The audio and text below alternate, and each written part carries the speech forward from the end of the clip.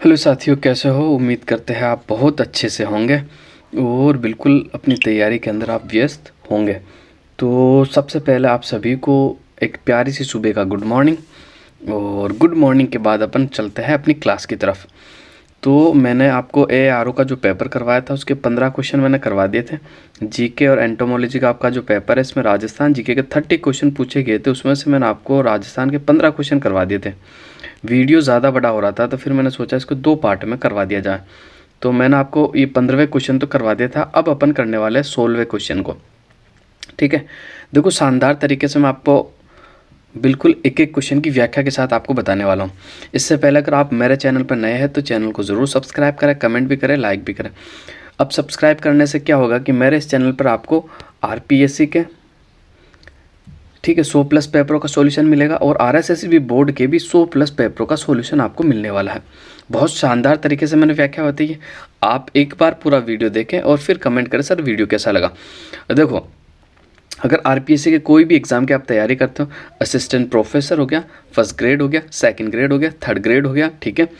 इसके अलावा मैं कहूँ तो कोई सा भी आपका एग्ज़ाम हो, SCF का एग्ज़ाम हो या फिर आपका सेकंड ग्रेड पुस्तकालय यानी लाइब्रेरियन वाला हो एग्ज़ाम हो, RPSC जो भी एग्ज़ाम से लेता है उसमें जो आपको राजस्थान जीके पूछी जाती है वो सारी राजस्थान जीके आपकी क्लियर हो जाएगी। दूसरा, RSSB बोर्ड जो एग्ज़ाम लेता है, जैसे आपका जूनियर अकाउंटेंट हो गया, आपका वीडियो हो गया, ग्राम सेवक हो गया, पटवारी हो गया। वीडियो ग्राम सेवक एक ही होता है आपका। और इसके अलावा मैं बात कर लूँ तो पशु परिचर हो गया आपका, JEN वाला एग्ज़ाम हो गया आपका, ठीक है। यानी RSSB बोर्ड द्वारा जो एग्ज़ाम्स लिए जाते हैं उसके सारे 100+ पेपरों का शानदार व्याख्या के साथ मैंने पेपर आपको उपलब्ध करवाए हैं। प्लेलिस्ट मैंने बना रखी है। RPSC के अलग पेपरों की मैंने सॉल्यूशन दे रखा और RSSB बोर्ड का अलग पेपरों का सॉल्यूशन आपको दे रखा है। वाकई में अगर आप बेहतर एक तैयारी करना चाहते हो तो चैनल के साथ बिल्कुल आप जुड़ सकते हो। और अब बढ़ता है पहला क्वेश्चन की ओर। ज़्यादा समय आपका बिल्कुल वेस्ट नहीं करेंगे, शानदार तरीके से अपन मेहनत करने वाले हैं। तो 16वां क्वेश्चन आपके सामने है। 16वां क्वेश्चन देख लेते हैं। राज्य में 2001 से 11 के दौरान किस जिले में ग्रामीण जनसंख्या वृद्धि दर सबसे कम रही? तो सबसे पहले मैं इसके उत्तर की बात करना चाहूँगा। इसका जो सही आंसर हो जाएगा आपका, बिल्कुल कौन सा आंसर राइट आंसर हो जाएगा, तो ऑप्शन नंबर 4 जो है आपका बिल्कुल राइट आंसर हो जाएगा, कोटा। ठीक है, अब इसका थोड़ा सा अपन पोस्टमार्टम कर लेते हैं। ठीक है, सबसे पहले तो मैं आपको बता देता हूँ कि राजस्थान की जो 10 के जनसंख्या वृद्धि दर रही ऑल ओवर, तो आपको याद रखना कितनी रही है, तो आपको बिल्कुल याद रखना एग्जाम्स के अंदर 21.3 थी। कितनी थी भाई? 21.3%। ठीक है, अब मैं बात कर लेता हूँ पुरुष संख्या में जो वृद्धि दर रही थी वो कितनी रही थी, तो आपको याद रखना 20.8%। कितनी? 20.8%। और जबकि मैं बात कर लूँ महिला संख्या में जो आपकी जनसंख्या वृद्धि दर रही, महिला संख्या का जो प्रतिशत है वो कितना रहा, तो आपको याद रखना 21.8। कितना? 21.8। 20.8 आपके पुरुष संख्या में वृद्धि हुई है और महिला संख्या में जो वृद्धि हुई है आपकी ऑल ओवर 21.8। जबकि मैं बात कर लेता हूँ ग्रामीण जनसंख्या का जो आपका 10 के वृद्धि दर रहा था वो कितना प्रतिशत रहा, तो आपको बिल्कुल सही आंसर हो जाएगा 19%। सवाल सीधा एग्जाम में पूछेगा ग्रामीण जनसंख्या दर का 10 के वृद्धि दर कितना है 2001 से 11 की जनसंख्या के अनुसार, तो आपका जो उत्तर हो जाएगा 19%। जबकि शहरी जनसंख्या का जो 10 के वृद्धि दर रहा है वो 29% रहा। कितना? 29%। ये फैक्ट आपको बिल्कुल याद रखने हैं। अब देखो, मैं महत्वपूर्ण फैक्ट, RPSC क्या करता है आजकल पेपर को थोड़ा टफ बनाता है। वो क्या करता है आरोही और अवरोही क्रम में सेट कर देता है। कहते हैं सर्वाधिक 10 के वृद्धि दर वाले 4 जिलों का सही क्रम बताइए। तो मैं आपको देखो 4 जिले बताता हूँ सर्वाधिक 10 के वृद्धि दर वाले राजस्थान के। सबसे पहले आपका बाड़मेर। बाड़मेर की जो 10 की वृद्धि दर है वो 32.5 है आपकी।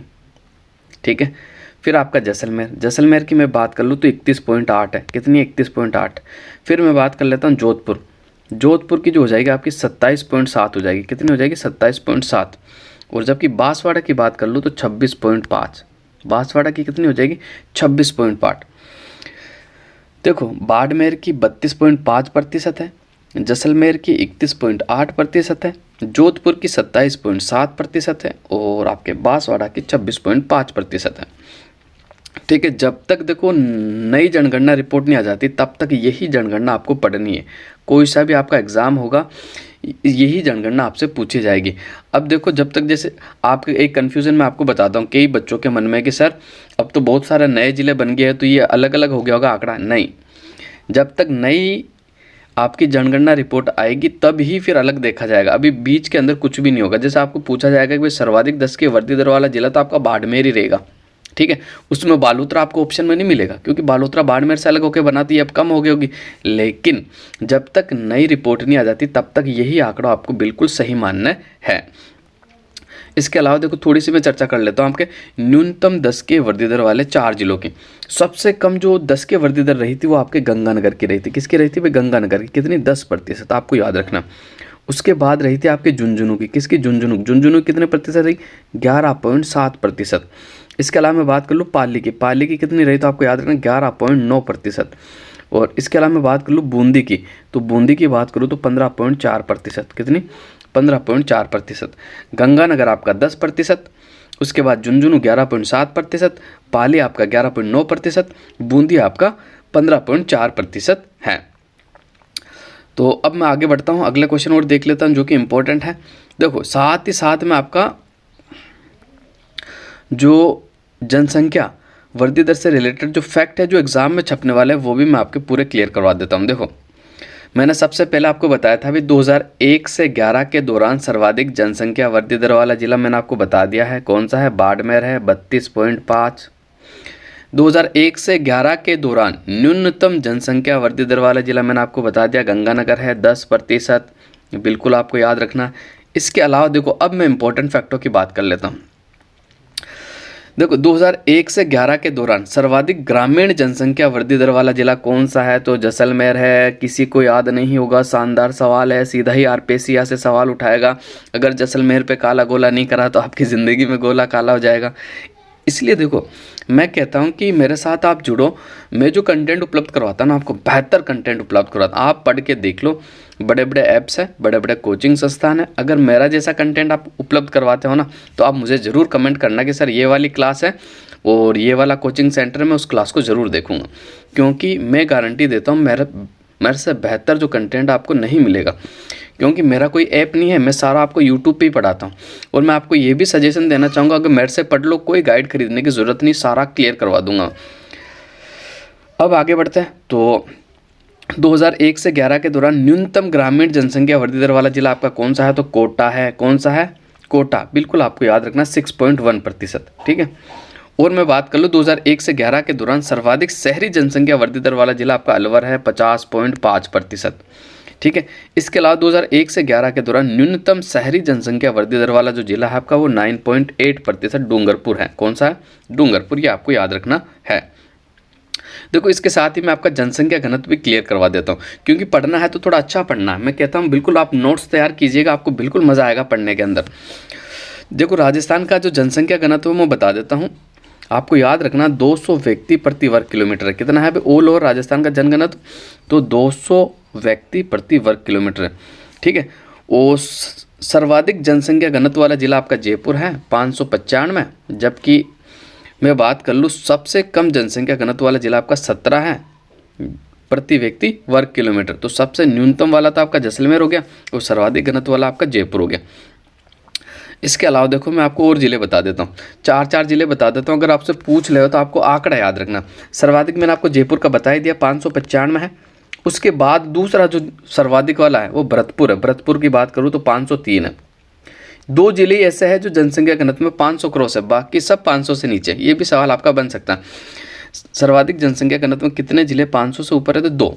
इसके अलावा दौसा की बात कर लो तो दौसा का आपका 476 है। क्रम से बता रहा हूँ मैं, बिल्कुल पहले नंबर पे आपका जयपुर, दूसरे पे भरतपुर, तीसरे पे दौसा, चौथे पे आपका अलवर हो जाएगा। अलवर की बात करूँ तो 438, जयपुर का 595, भरतपुर का 503, दौसा का 476, अलवर का आपका 438 हो जाएगा। अब मैं न्यूनतम जनसंख्या घनत्व की बात कर लेता हूँ। ये कई बार आरपीएससी ने पूछा और एसएससी बोर्ड ने भी पूछा और बार बार पूछता हूँ। मैं कहता हूँ कि आप इधर उधर मत भटको, जगह जुड़ो, अच्छे से चैनल के साथ जुड़ो और अच्छे से नोट्स बनाओ। और बस है ना, 2 नाव में सवार मत होना। मंजिल को बिल्कुल आपकी विजुअलिटी जो है ना बिल्कुल क्लियर होनी चाहिए कि मुझे कहाँ तक जाना है, कौन सी नौकरी की तैयारी करनी है, तो बिल्कुल आपका सिलेक्शन हो जाएगा।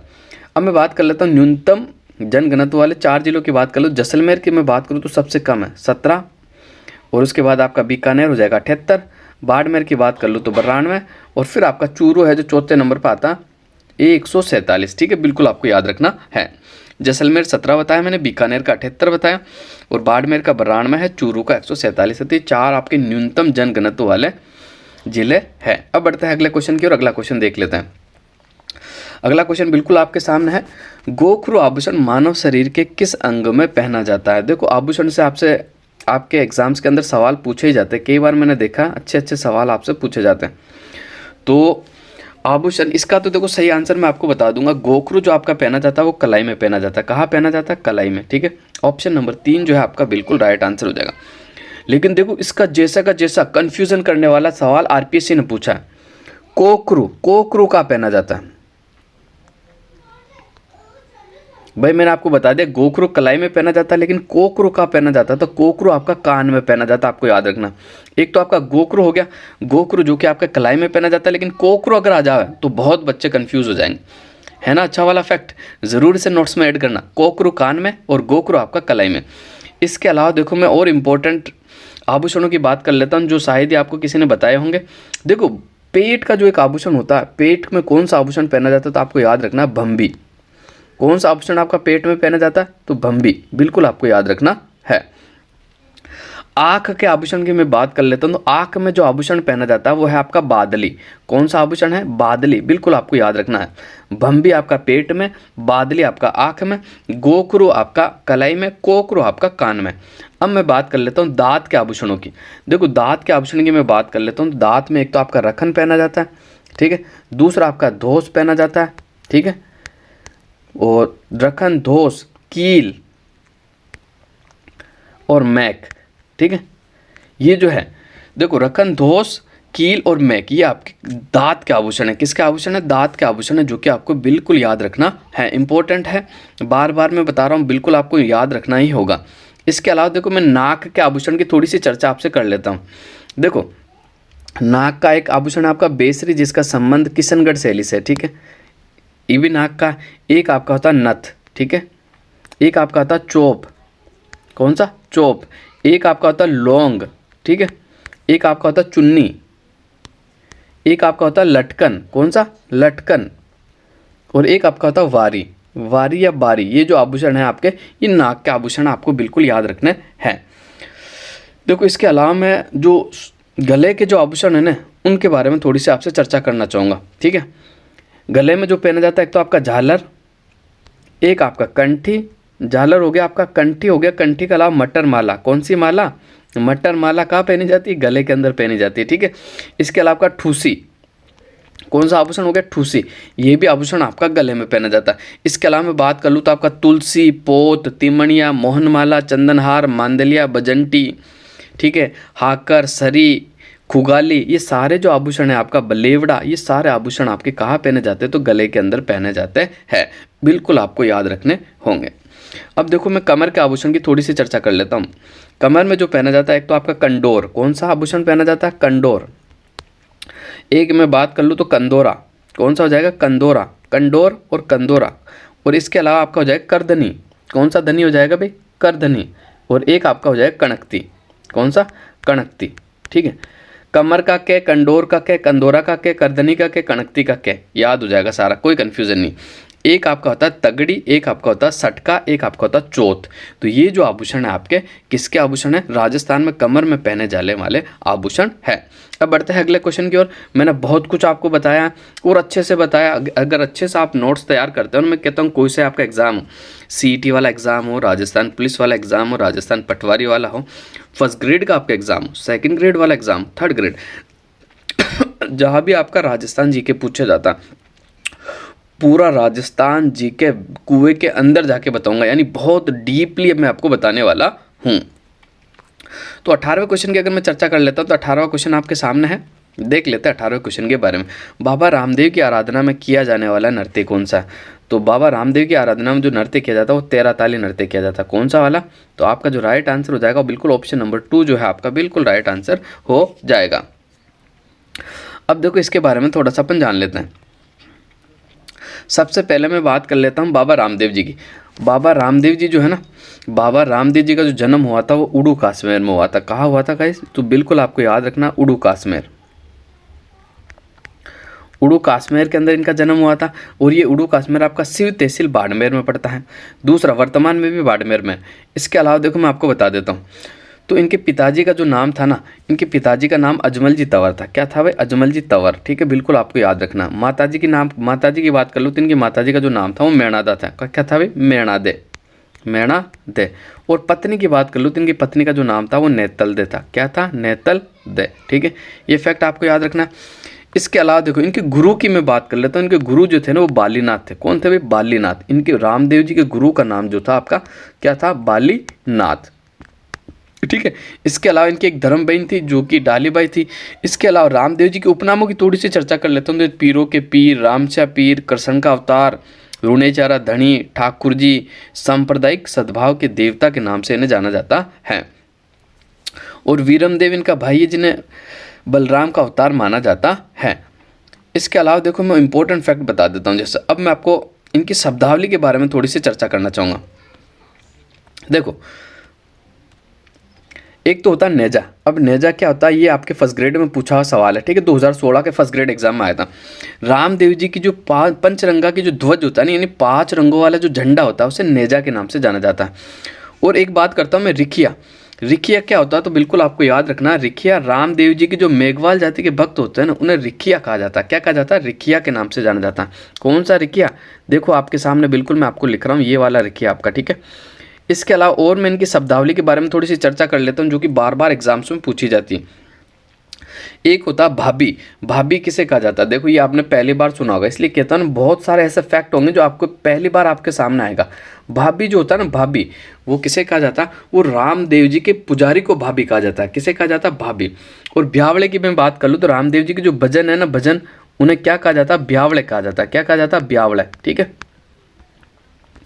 और इसके अलावा मैं थोड़ी सी बात कर लूँ तो देखो, और इनकी शब्दावली की थोड़ी सी चर्चा कर लूँ तो थान जो होता है वो रामदेव जी के मंदिर को कहा जाता है। जातरू, इनके जो भक्त होते हैं उन्हें कहा जाता है। पगलिया, रामदेव जी जो प्रतीक चिन्ह है उन्हें पगलिया कहा जाता है। क्या कहा जाता है? पगलिया कहा जाता है। इसके अलावा देखो, एक होता है जम्मा। रामदेव जी का जो रात्रि जागरण होता है ना, रात्रि जागरण, उसे जम्मा के नाम से जाना जाता है। किस नाम से जाना जाता है? जम्मा के नाम से जाना जाता है। किसको? रात्रि जागरण को, यानी रात्रि जोगा को। अब इसके अलावा मैं और आपको इंपॉर्टेंट फैक्ट बता दूं, रामदेव जी एकमात्र ऐसे लोक देवता थे जो कवि भी थे। इनकी एक रचना है जो एग्जाम में पूछी जाती है, 24 वाणियाँ। कौन सी वाणियाँ भाई? 24 वाणियाँ, ये इनकी रचना है जो आपको बिल्कुल याद रखनी। 24 वाणियाँ, जो कि कवि भी थे, तो इन्होंने एक रचना लिखी थी। कौन सी? 24 वाणियाँ। इसके अलावा 13 ताली नृत्य जो कि कामड़ संप्रदाय की महिलाओं के द्वारा किया जाता है। 13 ताली नृत्य एक व्यवसाय श्रेणी का नृत्य है। ठीक है, 13 ताली नृत्य की जो प्रमुख नृत्यांगना है ना, वो आपकी मांगी बाई है। कौन है भाई? मांगी बाई है। देखो अब इसके अलावा मैं रामदेव जी के प्रमुख मंदिरों की थोड़ी सी चर्चा कर लेता हूँ। यहाँ से भी कई बार सवाल उठता है और एग्जामिनर उठाता है। सबसे पहले मैं बात कर लेता हूँ छोटा रामदेवरा। देखो छोटे रामदेवरा में 2 कन्फ्यूजन है, दोनों मैं आपके क्लियर करने वाला हूँ। एक तो भाई कि छोटा रामदेवरा आपके गुजरात में पड़ता है। कहाँ पड़ता है? गुजरात में। एक राजस्थान का जो छोटा देवरा कहलाता है, वो कौन सा कहलाता है? छोटा रामदेवरा। तो आपको याद रखना, अजमेर के अंदर एक जगह पड़ती है। कौन सी? आपकी खुंडियास। कौन सी जगह पड़ती है? देखो मैं आपको लिख के बता देता हूँ, खुंडियास। ठीक है, अजमेर के बिल्कुल उत्तर के अंदर लगभग 20 से 25 किलोमीटर दूरी पर ये एक गांव पड़ता है। यही इसी गांव को क्या कहा जाता है? राजस्थान का छोटा रामदेवरा कहा जाता है। इसके अलावा इनका जो प्रमुख मंदिर है आपके जैसलमेर पोखरण के अंदर है। कहाँ है? पोखरण में रुणेचा में बना हुआ। ठीक है, किसने बनवाया था? तो इसका निर्माण जो महाराजा गंगा सिंह ने करवाया था। इसके अलावा इनका एक मंदिर आपको जोधपुर में मसूरिया पहाड़ी पे भी मिलेगा। कौन सी पहाड़ी पे? मसूरिया पहाड़ी पे भी आपको मिलने वाला है। इसके अलावा इनका एक मंदिर जो है वो पाली के आपके बिराटिया में मिलेगा। कहाँ मिलेगा? बिराटिया के अंदर मिलेगा, पाली के अंदर। पाली के बिराटिया में मिलने वाला है। लेकिन अब ये बिराटिया है ना आपके ब्यावर जिले में शामिल हो गया। आपको याद रखना, पाली में नहीं रहा। कहाँ शामिल हो गया? ब्यावर में। और एक इनका जो छोटा सा मंदिर आपको चित्तौड़गढ़ के सुरताखेड़ा में मिलेगा। ठीक है, तो मैंने आपको कितने मंदिर बता दिए, एक बार वापस से रिपीट कर देता हूँ। छोटा रामदेवरा गुजरात, मुख्य इनका जो मंदिर बना हुआ है वो आपके कहाँ बना हुआ? जैसलमेर पोखरण रुणेचा में। एक आपका अजमेर खुंडियास में, एक आपका जोधपुर की मसूरिया पहाड़ी पे, एक आपका पाली यानी पाली का बिराटिया, लेकिन अब ये ब्यावर में शामिल हो गया। एक आपका जो है चित्तौड़ का सुरताखेड़ा में इनके प्रमुख मंदिर बने हुए हैं। अब बढ़ते हैं अगले क्वेश्चन की ओर। अगला क्वेश्चन देख लेते हैं, शानदार व्याख्या के साथ बढ़ते हैं। जबरदस्त क्वेश्चन है, प्रजामंडल से बार बार क्वेश्चन पूछा जाता है आपका।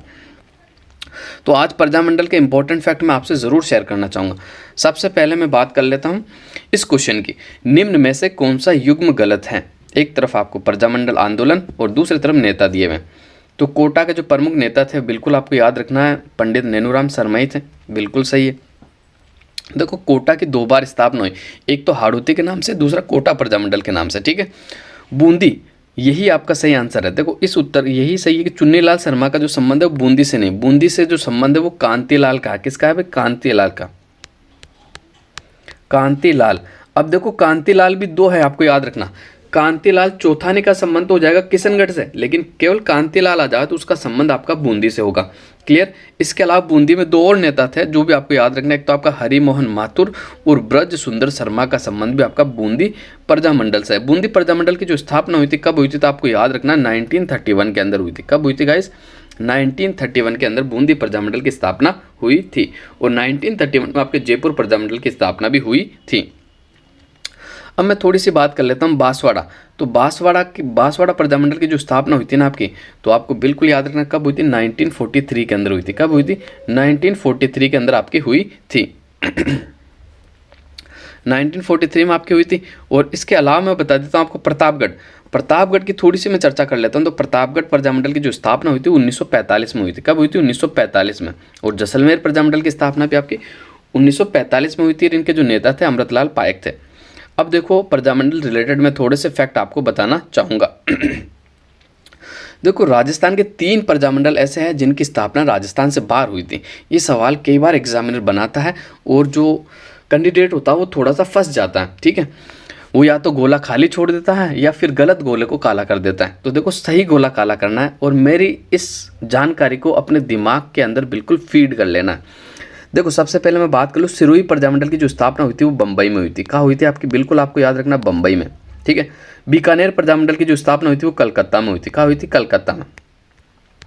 और भरतपुर प्रजामंडल की जो स्थापना हुई थी रेवाड़ी हरियाणा के अंदर। कहाँ? रेवाड़ी हरियाणा के अंदर आपको बिल्कुल याद रखना है। मैंने आपको बताया सिरोही प्रजामंडल की स्थापना बम्बई में, बीकानेर प्रजामंडल की स्थापना कलकत्ता में, भरतपुर प्रजामंडल की स्थापना रेवाड़ी हरियाणा में। अब देखो इंपॉर्टेंट फैक्ट मैं आपको बताता हूँ। एक ऐसा भी प्रजामंडल है जिसकी स्थापना राजस्थान में हुई लेकिन उसकी जगह नहीं हुई, उसी जिले में नहीं, यानी उसी रियासत में नहीं हुई, दूसरी रियासत में हुई। तो देखो कौन सा है? जैसलमेर प्रजामंडल की मैं बात कर रहा हूँ। जैसलमेर प्रजामंडल की जो स्थापना हुई थी मैंने आपको बता दी 1945 के अंदर हुई थी, ठीक है। लेकिन इसकी स्थापना जैसलमेर में नहीं, कहाँ हुई थी? जोधपुर रियासत में हुई थी, यानी जोधपुर जिले में या रियासत में आपकी हुई थी।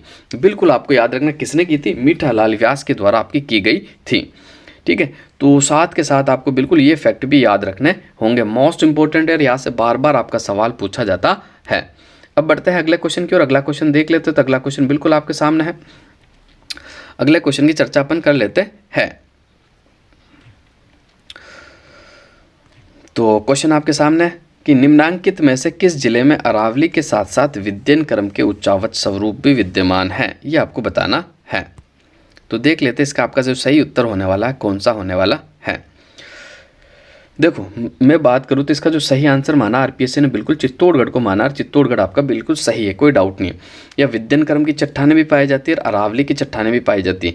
तो ये सम्मिश्रण कहा जा सकता है इसको, यानी अरावली से भी इसका संबंध है और विद्यन क्रम से भी इसका संबंध है। अब देखो अरावली जो है राजस्थान के भौतिक प्रदेशों को 4 भागों में बांटा गया, उसका एक भाग है। तो मैं राजस्थान के भौतिक प्रदेशों के बारे में थोड़ी सी चर्चा आपसे करना चाहूँगा।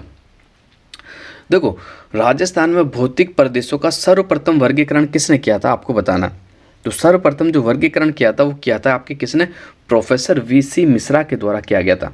देखो ऐसी जानकारी आपको कहीं नहीं मिलेगी, बहुत इंपॉर्टेंट जानकारी मैं आपसे साझा करना चाहता हूँ। सर्वप्रथम वर्गीकरण किसने किया था? वीसी मिश्रा ने। कब किया था? 1967 में किया था, ठीक है।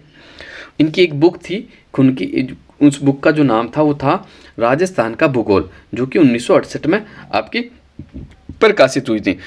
अब देखो 7 भाग में आपको बताने वाला हूँ। प्रोफेसर वीसी मिश्रा ने जो राजस्थान के भौतिक प्रदेशों को 7 भागों में बांटा, ये आपको याद रखना है। कौन कौन से भाग है? 7 भाग में आपसे शेयर करने वाला हूँ। कितने भागों में बांटा है? तो 7 भागों में बांटा। सबसे पहले मैं बात कर लूँ तो नहरी क्षेत्र, पहला जो भौतिक प्रदेश है कौन सा है? नहरी क्षेत्र है आपका। दूसरे की मैं बात कर लूँ तो आपका पश्चिमी शुष्क क्षेत्र, कौन सा हो जाएगा? पश्चिमी शुष्क क्षेत्र, ठीक है।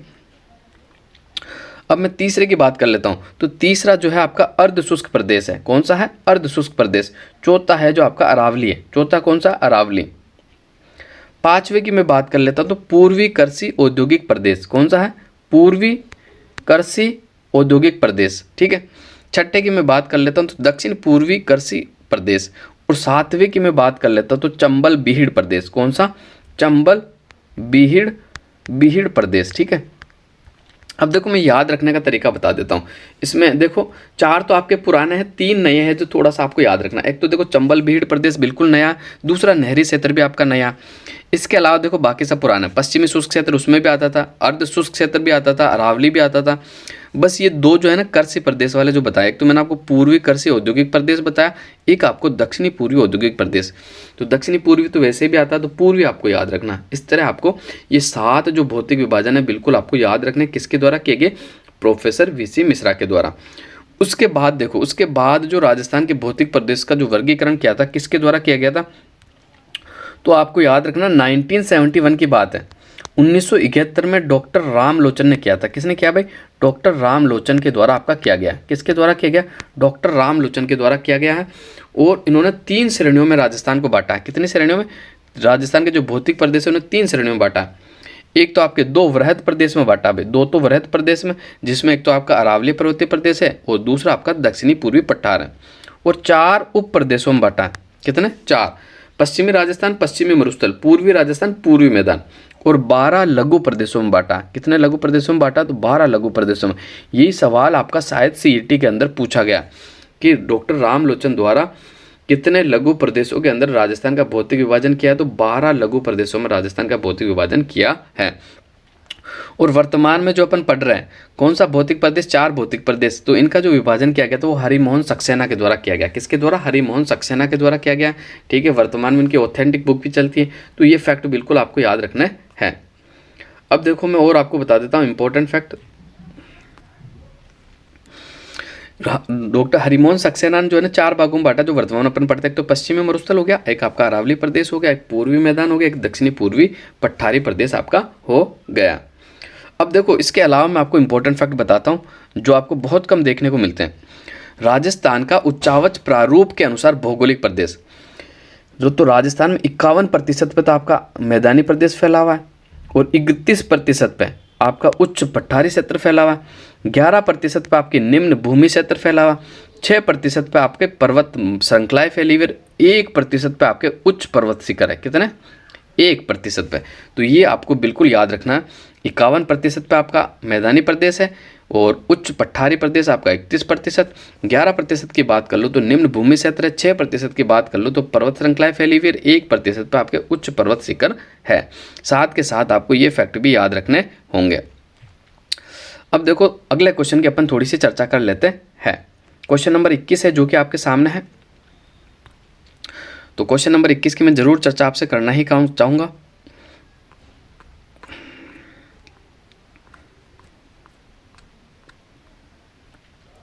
राज्य में भूमि अवनयन के अंतर्गत सर्वाधिक प्रभावित है। राज्य में भूमि अवनयन के अंतर्गत सर्वाधिक क्षेत्र प्रभावित है। कौन सा क्षेत्र प्रभावित है? तो ये आपको बताना है। तो इसके बारे में थोड़ा सा अपन देख लेते हैं। बड़ा अच्छा सवाल है। तो 21 का जो आपका सही आंसर हो जाएगा कौन सा हो जाएगा? तो मैं आपको बता देता हूँ 21 का जो राइट आंसर है, राजस्थान में सर्वाधिक क्षेत्र जो प्रभावित होता है वो वायु अपर्दन से होता है। ऑप्शन नंबर 2 जो है आपका बिल्कुल राइट आंसर हो जाएगा। वायु अपर्दन के बारे में थोड़ी सी मैं चर्चा कर लेता हूँ। इस अपर्दन में क्या होता है? मरुभूमि में तेजी से बहती हुई प्रचंड हवाओं द्वारा मिट्टी को उड़ाकर एक स्थान से दूसरे स्थान तक ले जाया जाता है। इसे वायु अपर्दन कहा जाता है। इस अपर्दन के लिए शुष्क प्रदेशों या मरुभूमियों में वायु और बालू कण मिलकर अपर्दन को सशक्त माध्यम बनाते हैं। राज्य के पश्चिम और उत्तरी भाग में इस प्रकार का अपर्दन सबसे ज़्यादा प्रभावित है। एक तो पश्चिमी भाग और उत्तरी भाग।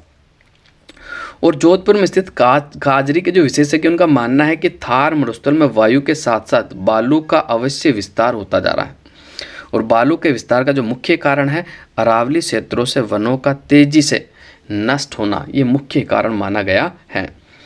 अब बढ़ते हैं अगले क्वेश्चन की ओर। मैंने वायु अपर्दन बता दिया, जबकि अवनालिका अपर्दन सबसे ज़्यादा होता है आपका दक्षिणी पूर्वी पठार के अंदर होता है, बिल्कुल आपको याद रखना। और मिट्टी के अपर्दन की भी मैं बात कर लूँ तो मिट्टी का अपर्दन भी आपका सबसे ज़्यादा कहाँ होता है? नदियों द्वारा। तो आपके दक्षिणी पूर्वी पठारी भाग में होता है जो कि चंबल नदी द्वारा किया जाता है। आगे देखते हैं अगला क्वेश्चन। बिल्कुल अगला क्वेश्चन आपके सामने है, क्वेश्चन नंबर 22। वागड़ी बोली किन जिलों में बोली जाती है? तो आपकी वागड़ी जो बोली है कौन से जिलों में बोली जाती है आपको बिल्कुल बताना है। तो 22 की अगर मैं बात कर लेता हूँ तो इसका जो आपका राइट आंसर हो जाएगा, वागड़ी आपकी बोली जाती है डूंगरपुर बांसवाड़ा में। वैसे ये बागड़ी लिखा हुआ है, वैसे होना चाहिए था आपका वागड़ी, ठीक है, लेकिन बागड़ी को भी कई बार सही माना और वागड़ी को भी सही माना, तो आपको कन्फ्यूज़ नहीं होना। अब देखो थोड़ी सी मैं राजस्थान की बोलियों की चर्चा कर लूँ तो देखो नरोत्तम स्वामी ने राजस्थान की बोलियों को 4 भागों में बांटा। पश्चिमी राजस्थान, उत्तरी राजस्थान, पूर्वी राजस्थान और आपका दक्षिणी राजस्थान, 4 भागों में बांटा। जबकि एलपी तेसीतोरी की मैं बात कर लूँ तो एलपी तेसीतोरी ने राजस्थान की बोलियों को 2 भागों में बांटा, पश्चिमी राजस्थान और पूर्वी राजस्थान। कौन सी? एक तो पश्चिमी राजस्थान हो गया, एक पूर्वी राजस्थान हो गया। इसके अलावा देखो मैं और इम्पोर्टेंट फैक्ट की अगर थोड़ी सी चर्चा कर लेता हूँ बोली और भाषा के बारे में, तो आपको याद रखना निम्बाड़ी जो बोली है ना आपके दक्षिणी पूर्वी राजस्थान में बोली जाती है। कौन सी बोली? निम्बाड़ी, निम्बाड़ी। और रागड़ी की बात कर लूँ तो मेवाड़ के ग्रामीण क्षेत्रों में राजपूतों द्वारा बोली जाती है। और ये रांगड़ी जो बोली है ना आपकी, ये मालवी और मारवाड़ी की मिश्रण बोली है, ठीक है, आपको बिल्कुल याद रखना है। और ये कर्कश है। पंजाबी की थोड़ी सी मैं बात कर लेता हूँ तो आपके हनुमानगढ़ और गंगानगर के अंदर आपकी पंजाबी बोली जाती है। खैराड़ी की मैं बात कर लेता हूँ तो ढूंढाड़ी, मेवाड़ी, हाड़ौती का मिश्रित रूप है आपकी खैराड़ी, जो कि भीलवाड़ा के शाहपुरा, बूंदी, मालखेड़ और जहाजपुर में बोली जाती है। हरियाणवी की बात कर लूँ तो राजस्थान में सर्वाधिक हरियाणी झुंझुनू, उसके बाद अलवर, चूरू, सीकर, हनुमानगढ़, जयपुर, भरतपुर में बोली जाती है। गुजराती की बात कर लूँ तो राजस्थान में सर्वाधिक गुजराती जो बोली जाती है बांसवाड़ा में बोली जाती है। कहाँ बोली जाती है? बांसवाड़ा में। जबकि ब्रज भाषा की बात कर लो तो भरतपुर, धौलपुर, करौली, डीग, अलवर के अंदर आपकी ब्रज भाषा बोली जाती है। तो ये फैक्ट भी आपको बिल्कुल साथ के साथ ही याद रखना है। क्वेश्चन नंबर 23 की थोड़ी सी चर्चा कर लेते हैं। तो क्वेश्चन नंबर 23 का जो आपका राइट आंसर हो जाएगा, राजस्थान में सूखे से निपटान हेतु नोडल विभाग जो है आपका, तो इसका जो राइट आंसर हो जाएगा आपदा प्रबंधन एवं राहत विभाग। ऑप्शन नंबर 2 जो है आपका बिल्कुल राइट आंसर हो जाएगा। राज्य के किस जिले में वर्षा के वितरण में सर्वाधिक वर्षा परिसर देखने को मिलता है? तो 24 का आपका जो सही आंसर हो जाएगा बिल्कुल इन ऑप्शनों में से कोटा आपका बिल्कुल राइट आंसर हो जाएगा। अब देखो वर्षा के बारे में थोड़ी सी चर्चा मैं आपसे ज़रूर करना चाहूँगा।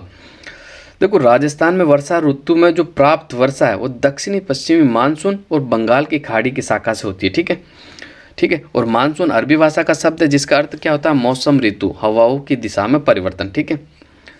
अब इसके अलावा देखो मैं अरब सागर की बात कर लेता हूँ तो ये भारत के पश्चिम तट पर वर्षा करता है और गुजरात के काठियावाड़ में वर्षा करने के बाद ये राजस्थान में प्रवेश करता है। कहाँ करता है? राजस्थान में प्रवेश करता है। परंतु राजस्थान में वर्षा नहीं करता क्योंकि अरावली पर्वतमाला की स्थिति के समानांतर है, इसी कारण वर्षा नहीं होती है। इसके पश्चात ये हिमालय के तराई क्षेत्र यानी पंजाब और हिमालय में बरसात करता है। देखो अरब सागर का जो मानसून है ना उसमें राजस्थान से बहुत कम बारिश होती है।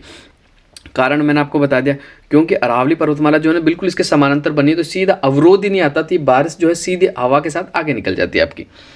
फिर मैं बात कर लेता हूँ बंगाल की खाड़ी। तो देखो बंगाल की खाड़ी से सर्वाधिक मानसून जो कि राजस्थान में सबसे ज़्यादा बरसात भी करता है, ठीक है, बिल्कुल आपको याद रखना। तो राजस्थान में सबसे ज़्यादा बरसात होती है झालावाड़ जिले में, ये झालावाड़ जिले में ही आपका मानसून प्रवेश करता है, ठीक है, बिल्कुल आपको याद रखना। इसके अलावा मैं बात कर लूँ तो आपको बिल्कुल याद रखना कि सर्वाधिक वर्षा वाला जिला लगभग 40 दिन तक बरसात होती है आपके राजस्थान के झालावाड़ में। दूसरा सर्वाधिक वर्षा वाला जिला जो है आपका बांसवाड़ा है। कौन सा है? बांसवाड़ा। अदर फैक्टों की मैं बात कर लेता हूं तो बिल्कुल आपको याद रखना है कि न्यूनतम वर्षा वाला जिला जैसलमेर है आपका, औसतन 5 दिन, ठीक है। और न्यूनतम वर्षा वाले स्थान की बात कर लूँ तो आपका फलोदी है। कौन सा है? फलोदी। और जैसलमेर में आपका न्यूनतम वर्षा वाला स्थान है जो सम जैसलमेर है। और सर्वाधिक वर्षा वाले स्थान की मैं बात कर लूँ तो माउंट आबू है, लगभग 150 CM वर्षा होती है। कितनी? 150 CM। और राजस्थान में वर्षा जून से सितंबर की अवधि के मध्य होती है, आपको याद रखना है। इसके अलावा देखो एक सवाल जो कि आपका फर्स्ट ग्रेड में पूछा गया था, 50 सेंटीमीटर की समवर्षा रेखा राज्य को 2 भागों में बांटती है, ठीक है। ये अरावली है, अरावली के ऊपर ही आपकी 50 सेंटीमीटर वर्षा रेखा है, जो इधर और इधर तो आपके 50 से ज़्यादा होती है, इधर आपकी 50 से कम होती है, और अरावली के ऊपर से बिल्कुल गुजरती है 50 सेंटीमीटर वर्षा रेखा। अब देखो 25 सेंटीमीटर वर्षा रेखा पश्चिमी राजस्थान को 2 भागों में बांट देती है, एक तो आपका शुष्क प्रदेश, आपका अर्ध शुष्क प्रदेश। यही आपका एग्जाम में पूछा गया था, लेकिन फर्स्ट ग्रेड में पूछा गया, लेकिन 25 सेंटीमीटर की जगह वह क्या 250 mm लिख गया था, 250 mm मिलीमीटर बरसात लिख दिया गया। इसलिए वो कंफ्यूज हो गए थे। कई बच्चों ने इसको गलत कर दिया, 25 सेंटीमीटर बोलो या 250 mm बोलो, एक ही आपकी बात है, ठीक है। बिल्कुल कंफ्यूज आपको नहीं होना, क्योंकि 1 सेंटीमीटर में आपका 10 मिलीमीटर होता है। तो इस हिसाब से आपका कितना हो जाएगा, 25 सेमी 250 mm के बराबर आपका हो जाएगा। राजस्थान की औसत वर्षा की थोड़ी सी चर्चा कर लेता हूँ। तो राजस्थान में जो औसत वर्षा होती है 57.51% होती है। कितनी? 57.51%। और मैं राजस्थान में वर्षा की मात्रा की बात कर लूँ तो दक्षिण पूर्व से उत्तर पश्चिम, दक्षिण पूर्व से उत्तर पश्चिम की ओर कम होती जाती है। कैसे होती जाती है? कम होती जाती है। तो बिल्कुल ये भी आपको याद रखना है। अब बढ़ते हैं अगले क्वेश्चन की ओर। अगला क्वेश्चन देख लेते हैं। अगला क्वेश्चन बिल्कुल आपके सामने है, क्वेश्चन नंबर 25 जो कि आपके सामने है। तो इसके बारे में थोड़ा सा अपन देख लेते हैं।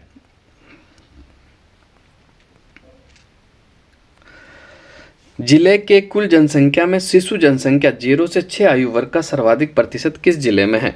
तो 25 का जो आपका राइट आंसर हो जाएगा बिल्कुल ऑप्शन नंबर 1 जो है आपका बिल्कुल राइट आंसर होगा, जैसलमेर। बड़ा अच्छा सवाल है। बहुत कम कैंडिडेट्स एक्सपीरियंस या जो भी सरकारी जॉब की तैयारी कर रहे हैं, बहुत कम बच्चों को पता होगा। इसलिए कहता हूँ मेरे साथ जुड़िए, ऐसी तैयारी कराऊंगा कि एक बार में आपका सिलेक्शन होगा, ठीक है। राजस्थान आपका जहाँ पूछा जाता है इतना महत्वपूर्ण टॉपिक है। कई आपके 40 सवाल होते हैं किसी एग्ज़ाम में, किसी में 30 होते हैं, किसी में 50 सवाल होते हैं।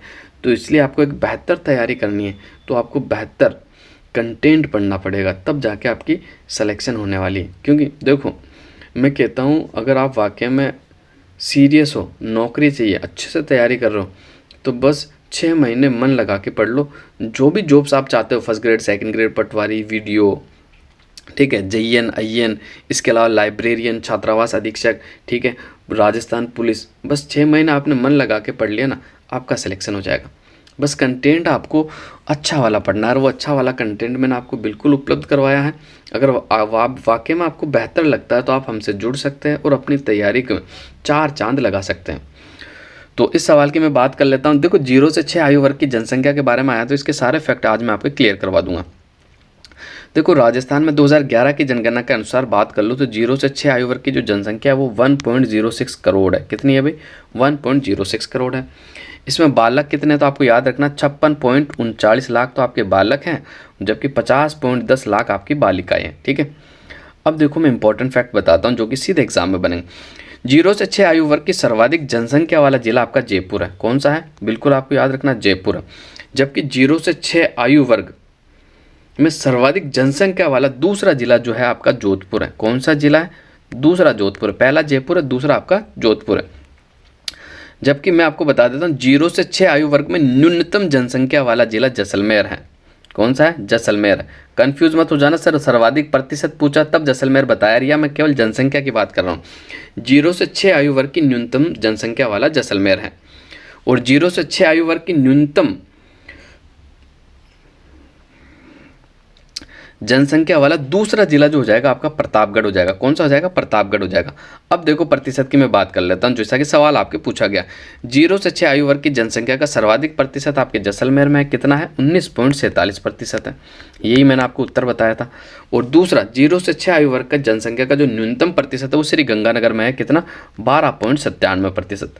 सीधा सवाल, इंपॉर्टेंट सवाल था, बहुत डीपली पूछा गया। कई बच्चों को ये सवाल नहीं आता होगा। मैं कहता हूँ जो अच्छे RS की भी जो तैयारी कर रहे होंगे वो भी इन सवाल को शायद ही कर पाए होंगे, क्योंकि देखो RPSC जो थोड़े डीप कंटेंट पूछती है। अगर आपको डीप तैयारी करनी है, देखो केवल MCQ बताने से आपका काम नहीं हो जाएगा कि भाई राजस्थान की राजधानी क्या है? जयपुर है। राजस्थान में सबसे ज़्यादा जनसंख्या वाला जिला जयपुर है। ऐसा सिलेक्शन नहीं होगा, थोड़ा डीप से पढ़ना पड़ेगा, आगे पीछे की सोचनी पड़ेगी, एग्जामिनर के माइंड थोड़ा से आपको सोचना पड़ेगा, तब जाके आपका सिलेक्शन होने वाला। इसलिए चैनल के साथ जुड़िए, बेहतर कंटेंट मैं आपको उपलब्ध करवाने वाला हूँ।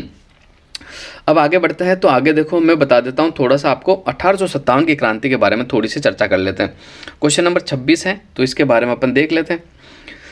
1857 की क्रांति के समय बडलू का युद्ध किन के बीच हुआ था? तो 26 का जो आपका राइट आंसर हो जाएगा, एक तो मारवाड़ और आसोब के मध्य हुआ था। किसके मध्य हुआ था? मारवाड़ और आसोब के मध्य।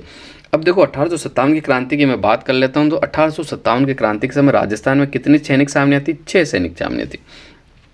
कौन कौन सी थी आपको याद रखना? नसीराबाद अजमेर, नीमच मध्य प्रदेश, एरिनपुरा पाली, देवली टोक, ब्यावर अजमेर और खेरवाड़ा उदयपुर। क्लियर हो गया?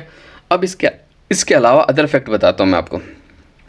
1857 की क्रांति के समय जो आपके पीए थे, यानी पॉलिटिकल एजेंट के बारे में बात कर रहा हूँ, कौन कौन थे उनके बारे में मैं आपको बता देता हूँ। तो देखो, मारवाड़ के जो उस समय पीए थे वो कौन थे, तो वो आपके थे मैक मौसन। कौन थे भाई? मैक मौसन। ठीक है, आपको बिल्कुल याद रखना, मैक मौसन। कोटा के आपके जो थे वो थे बर्टन। कोटा के कौन थे आपके? बर्टन। ठीक है। उदयपुर के कौन थे? तो उदयपुर के आपके मेजर शावर्स थे भाई, मेजर शावर्स। ठीक है। इसके अलावा मैं बात कर लेता हूँ जयपुर। जयपुर रियासत के जो थे ईडन थे। कौन थे? Eden, major Eden. इसके अलावा मैं बात कर लूँ भरतपुर के। भरतपुर के जो थे आपके मेजर मोरिशन थे भाई। कौन से? मोरिशन। इसके अलावा मैं बात कर लूँ सिरोही। सिरोही के जो थे आपके जेडी होल थे। कौन थे भाई? JD Hall. ठीक है, बिल्कुल आपको याद रखना, जेडी होल। ठीक है। अब मैं बात कर लेता हूँ 1857 की क्रांति के समय जो राजस्थान का एजीजी कौन था, तो आपको बिल्कुल याद रखना, जॉर्ज पैट्रिक लॉरेंस था। कौन था भाई? George Patrick Lawrence. ठीक है, बिल्कुल आपको याद रखना है। और 1857 के संग्राम के समय जो राजस्थान का कौन गवर्नर जनरल कौन था, तो आपको याद रखना लॉर्ड कैनिंग था भाई। कौन था? Lord Canning. कई बार एग्जाम्स में पूछा गया। अब देखो, मैं इंपॉर्टेंट फैक्ट की बात करता हूँ, तो राजस्थान में 1857 की क्रांति की जो शुरुआत हुई थी ना, वो नसीराबाद से हुई थी। ये सवाल कई बार एग्जाम में पूछा। कब? 28 मई 1857 को हुई थी। ठीक है। इसके अलावा देखो, मैं शासकों की थोड़ी सी चर्चा करता हूँ। आजकल जो सवाल बनते हैं सब सीधे कि उस रियासत का शासक 1857 की क्रांति में कौन था। तो देखो, अब सारे आप शासक नोट करना, मैं धीरे धीरे से बोल रहा हूँ और अच्छे से बोल रहा हूँ। भरतपुर के आपके महाराजा जसवंत सिंह। अलवर के आपके महाराजा बन्ने सिंह, जिसे विनय सिंह भी कह सकते हो, बन्ने सिंह भी कह सकते हो। क्लियर। करौली की बात कर लूँ तो आपका नवाब वजीरुद्दौला थे। कोटा के आपके कौन थे? महाराव राम सिंह। जोधपुर के आपके महाराजा तख्त सिंह थे। उदयपुर के आपके स्वरूप सिंह थे। बूंदी के आपके महाराव राम सिंह थे। बीकानेर के आपके सरदार सिंह थे। जयपुर की बात कर लूँ तो स्वयं राम सिंह सेकंड थे। प्रतापगढ़ के आपके दलपत थे। कौन थे भाई? दलपत सिंह। इसके अलावा डूंगरपुर की बात कर लूँ तो महाराजा उदय सिंह थे। बांसवाड़ा के महाराजा लक्ष्मण सिंह थे। कौन थे भाई? महाराजा लक्ष्मण सिंह। जैसलमेर की बात कर लूँ तो महाराजा रणजीत सिंह थे। और धौलपुर की बात कर लूँ तो महाराजा भगवंत सिंह थे। और सिरोही की बात कर लूँ तो महाराजा शिव सिंह थे। और झालावाड़ की बात कर लूँ तो महाराज पृथ्वी सिंह थे। ठीक है, ये सारी रियासतों के शासक मैंने आपको बता दिए हैं। यहाँ से बार बार सवाल उठता, एक बार आप अपने पेज में लिख के इसको ज़रूर याद कर लें। अब बढ़ते हैं अगले क्वेश्चन की और अगला क्वेश्चन देख लेते हैं। निम्न में से किस मंदिर को मामादेव मंदिर भी कहा जाता है? तो कौन से मंदिर को मामादेव मंदिर कहा जाता है? तो देखो, इसके बारे में आपको बता देता हूँ। कुंभ स्वामी मंदिर जो आपका कुंभलगढ़ वाला है ना, उसे मामादेव मंदिर के नाम से जाना जाता है। ठीक है। और मामा भांजे का जो मंदिर आपका अटरू के अंदर है, जो कि 12 में पड़ता है। एक मामा भांजा की आपकी जो छतरी है वो जोधपुर के अंदर है। कहाँ है? जोधपुर में। देखो, कुंभलगढ़ की मैं बात कर लूँ तो इसका जो निर्माण है, कुछ विद्वानों के अनुसार तो इनका जो निर्माण हुआ 1448 से 58 के मध्य हुआ, जबकि कुछ विद्वानों की बात करूँ तो 1443 से लेकर 1458 के मध्य हुआ। ठीक है। और इसका जो शिल्पी था ना, ये बार बार एग्जाम्स में पूछा जाता। कौन था? मंडन था भाई। कुंभलगढ़ का जो शिल्पी था मंडन था, आपको बिल्कुल याद रखना। और इसके मैं देखो बात कर लूँ उपनाम की, तो आपको बिल्कुल याद रखना, मत्स्येंद्र, कुंभलमेर, कुंभलकर, माहौर, मेवाड़, मारवाड़ का सीमा का परेरी, मारवाड़ की छाती में उठी हुई तलवार कुंभलगढ़ का उपनाम है। मेवाड़ की तीसरी आग कुंभलगढ़ का उपनाम है। ठीक है। कमलमेर या कुंभल मेरू, ये जो नाम है आपके कुंभलगढ़ के उपनाम है। कर्नल जेम्स टोन ने इसकी जो तुलना की है ना, वो एस्ट्रूकन से की है। एस्ट्रूकन आपका कहाँ पड़ता है? जापान में पड़ता है। ठीक है, पहली बार आपको पता चला होगा कि एस्ट्रूकन कहाँ पड़ता है? जापान में पड़ता है। ठीक है, तो आपको बिल्कुल याद रखना है। एक बार जो सवाल बना था आपका कि मामादेव का कुंड और जालीबाव बावड़ी कहाँ है, तो ये आपके कुंभलगढ़ में स्थित है। कहाँ? ये जल स्रोत है, एक तो आपके जालीबाव बावड़ी, एक मामादेव का कुंड। ठीक है। और इसी के पास में महाराणा कुंभा ने कुंभ स्वामी विष्णु मंदिर का निर्माण करवाया, जिसे क्या कहा जाता है? मामादेव के मंदिर के रूप में भी जाना जाता है। अब बढ़ते अगले क्वेश्चन की ओर। अगला क्वेश्चन देख लेते हैं। क्वेश्चन नंबर 28 आपके सामने है और इसका उत्तर देख लेते अपन क्या होने वाला। निम्न में से किस जिले में सदाहरित और अर्ध सदाहरित वन पाए जाते हैं? तो 28 का जो आपका बिल्कुल सही आंसर हो जाएगा ऑप्शन नंबर 1, सिरोही आपका बिल्कुल राइट आंसर हो जाएगा। अब देखो, मैं आपको अगर वनों के बारे में आया तो मैं आपको हर बार कुछ नया बताता हूँ, तो अब की बार भी कुछ नया जानते हैं। अब मैं बात कर लेता हूँ वन रिपोर्ट 2019 से 21 वाली। ठीक है, तो देखो सर्वाधिक वन वृद्धि जो हुई है ना, वो आपके अजमेर में हुई है। आपको याद रखना, 3 सर्वाधिक वन वृद्धि वाले जिलों की बात कर लेता हूँ। तो देखो, सबसे ज़्यादा वन वृद्धि आपके अजमेर में कितनी हुई है? 26.45 किलोमीटर। फिर आपका पाली, जहाँ केवल 26.01% वृद्धि हुई है। और बीकानेर में आपकी 24.10%। 3 सर्वाधिक वृद्धि वाले जिले मैंने आपको बता दिए। अब मैं बात कर लेता हूँ 3 सर्वाधिक कमी वाले जिलों की सबसे ज़्यादा जो कमी हुई जालोर के अंदर हुई। कौन से में? जालोर में। कितनी? -32.46% की कमी हुई। जबकि करौली की बात कर लूँ तो -26 किलोमीटर की कमी हुई है। और जबकि सिरोही की बात कर लूँ तो 13 किलोमीटर की कमी हुई है। ठीक है, अब थोड़ी सी मैं चर्चा करना चाहूँगा आपके सर्वाधिक और न्यूनतम झाड़ी वाले जिलों की। देखो, सर्वाधिक झाड़ी जो पाई जाती है पाली में पाई जाती है। ठीक है, आपको बिल्कुल याद रखना 357 किलोमीटर। जबकि करौली में जो पाई जाती है 300 किलोमीटर और जयपुर में पाई जाती है 272 किलोमीटर। ठीक है, न्यूनतम झाड़ी वाले 3 जिलों की बात करूँ तो सबसे कम आपके हनुमानगढ़ में लगभग 6 किलोमीटर, और गंगानगर की बात कर लो तो 15.78 किलोमीटर, और मैं बात कर लूँ चूरू की तो 27.48 किलोमीटर में आपके झाड़ी वन पाए जाते हैं। अब देखो, थोड़ी सी अपन चर्चा कर लेते हैं बाँस संसाधन की। राजस्थान में 1555 वर्ग किलोमीटर में बाँस क्षेत्र है। कितना? 1555। ठीक है, जो देश के बाँस क्षेत्र का लगभग 1.04% है। ये सवाल सीधा एग्जाम में पूछा जाएगा कि राजस्थान में पूरे देश का कितना बाँस क्षेत्र का जो प्रतिशत पाया जाता है, तो 1.04। और राज्य में बाँस कलमों की संख्या बता दूं तो 382 मिलियन है। आपको याद रखना, ये सवाल भी एग्जाम में बना हुआ कि राज्य में बाँस कलम की जो संख्या 382 मिलियन है। कार्बन स्टॉक्स, ये आरपीएससी ने एक बार पूछा था, इसके बारे में थोड़ी सी चर्चा करना चाहूँगा मैं। राजस्थान में कुल कार्बन स्टॉक्स जो है वो 110.77 मिलियन है, जो कि देश के कुल कार्बन स्टॉक्स का कितना है? तो 1.54% है। देखो, ये आंकड़े आपको बिल्कुल याद रखने होंगे, ऐसे आंकड़े आपको कहीं नहीं मिलने वाले। सीधे सवाल में पूछे जाते हैं, सीधे ही पेपर में आपको देखने को मिलेंगे। इसलिए कहता हूँ चैनल को सब्सक्राइब कीजिए और अपनी तैयारी को बेहतरीन बनाइए। बढ़ते हैं अगले क्वेश्चन की ओर। अगला क्वेश्चन आपके सामने है, सुमेलित करना आपको, तो करते हैं सुमेलित। सबसे पहले गैप सागर की बात कर लो, डूंगरपुर में पड़ता है।